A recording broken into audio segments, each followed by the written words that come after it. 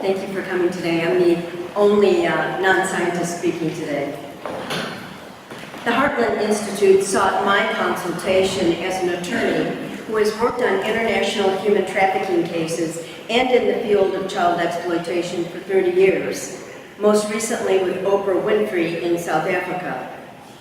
I am here because I am deeply troubled by the statement issued by the Pontifical Academy of Social Sciences regarding the upcoming papal conference tomorrow.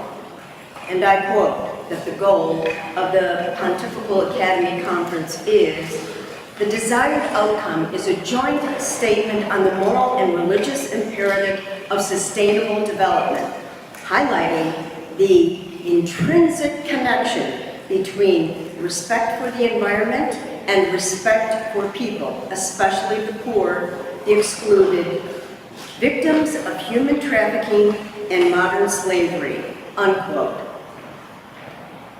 This declaration of an intrinsic connection, a nexus between climate change and human trafficking, is on its face preposterous, deceptive, and infinitely damaging to the plight of victims of human trafficking around the world. This fallacious statement links a real human crisis of modern slavery with a manufactured one of climate change.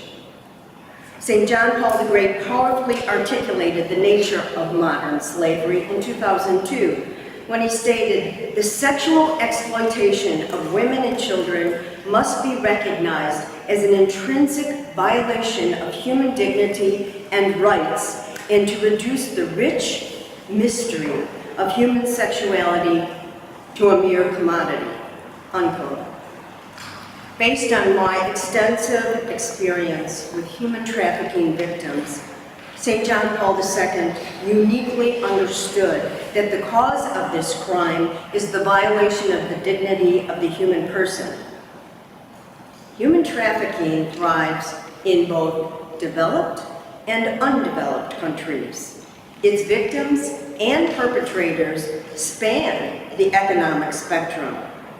This crime is growing for a multitude of reasons: open borders, the ease of jet travel and transportation, the instantaneous internet connection to conduct this criminal enterprise, and yes, abortion and its heinous and predictable mutation, sex selection abortion.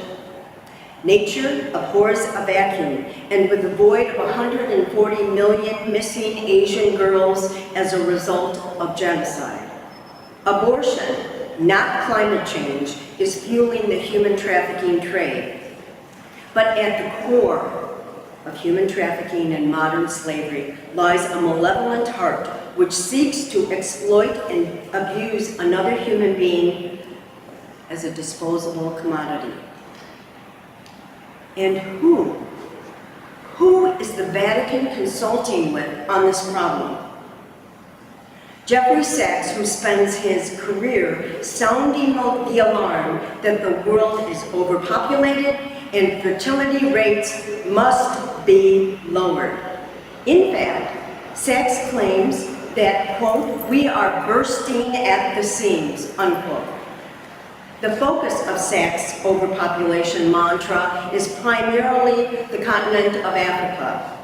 He argues that if only poor African communities and countries would just lower the fertility rate, the world and Africa would thrive economically.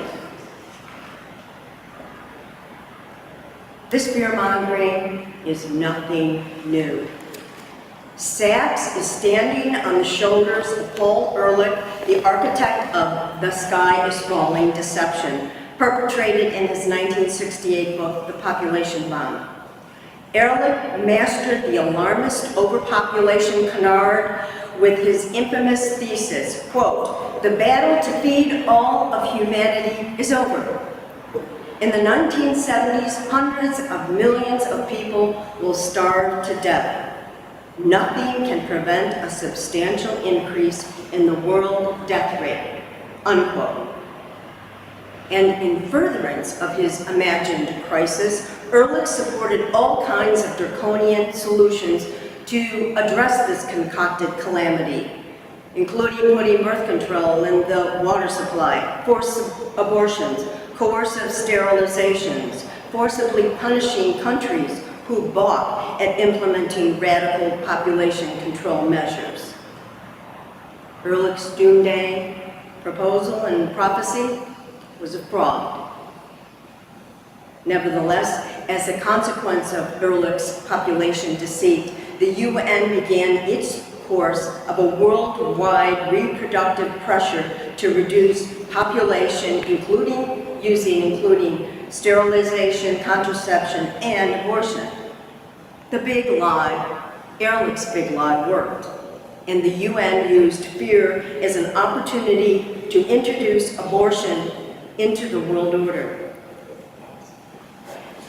Jeffrey Sachs continues the Paul Ehrlich phony drumbeat of overpopulation and conveniently adds a new fear tactic of climate change and human trafficking to justify and bolster the urgency and other sterilization tools to achieve the UN's Sustainable Development Goals.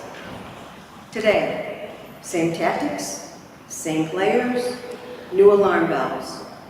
The scare tactic and strategy of overpopulation debunked by reality.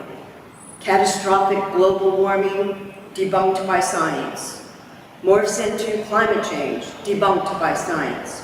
Morphs into sustainable development. Undeterred, the United Nations asserts its power to impose elitist goals on the world under the phony rubric of shared sustainable development goals, yet forever embedded into the bureaucratic culture of the UN is their desired weapon of choice, abortion on demand.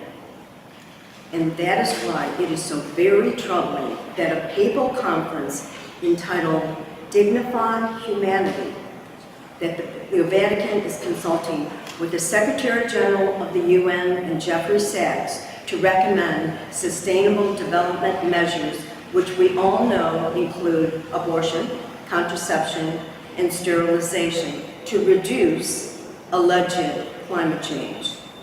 And as the Catholic Catechism points out, quote, from the moment of his existence, a human being must be recognized as having the rights of a person, among which is the inviolable right of every human being to have life. Over the centuries, the Catholic moral teaching uniquely understood the power of laws to deprive certain human beings of the right to life. And these are the precious and profound tenets of the Catholic Church regarding the sacredness of life and human dignity. So it's perplexing that abortion and reproductive rights zealots like UN Secretary General Ban Ki-moon and Jeffrey Sachs, the director of the UN Sustainable Development Solutions, are prominently highlighted at this Catholic conference in anticipation of the Pope's environmental encyclical. As a Roman Catholic and a child's rights advocate, I am deeply troubled by the recommendations and policies promulgated by Jeff Sachs in his various roles at the UN.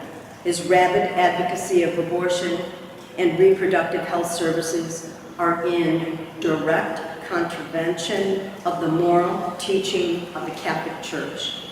In fact, the very success of Sustainable Development Goals, the UN Global Initiative, depends, according to Sachs, on reducing the high fertility rate of the third world.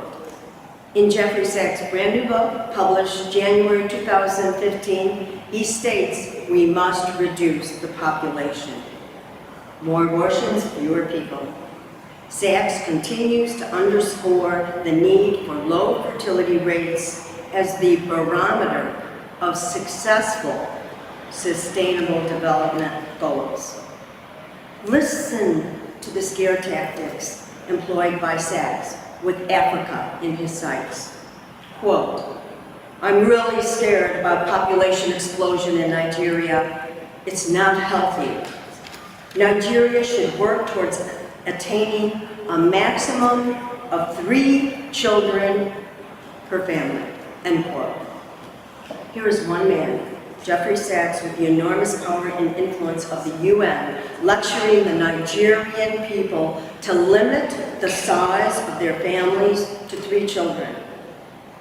The hubris is breathtaking. In conclusion, I find it incomprehensible that the Vatican would be misled into thinking that the United Nations and its Millennium and Sustainable Goals czar share common solutions for the world's population. The Catholic Church welcomes children as a gift from God. The UN Secretary General and Jeffrey Sachs want to limit children. We seek the truth today and turn to the child, both unborn and born, rich and poor, whether African, Asian, European, or from the Americas. For the child is the guardian of the truth. Thank you.